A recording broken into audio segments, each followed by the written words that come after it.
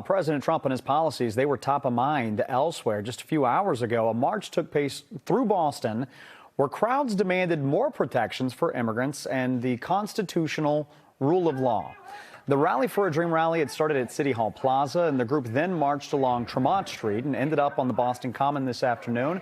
And that is where we find our Oscar Margain. He was at that rally. He's joining us live in the city with more on the message that those rally goers are trying to send the president. Oscar?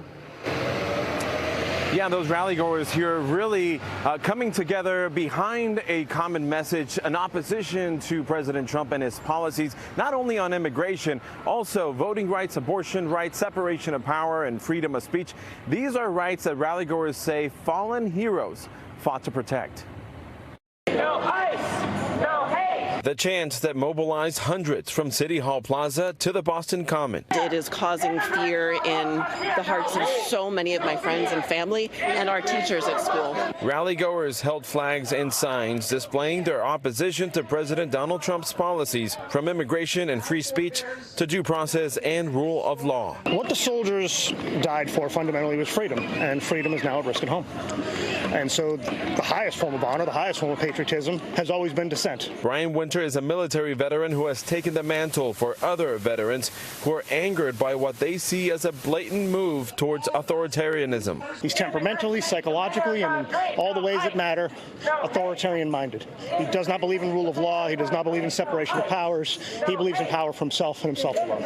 We serve no king! Those in attendance did not want to stand idle, like Josh Modell, who volunteers at a refugee shelter. He says he doesn't want history to repeat itself. I'm a Jew. My ancestors came here, as refugees and fleeing the Holocaust. And so to see us, pick people up off the street and send them back into terrible situations, just like it eats at my history.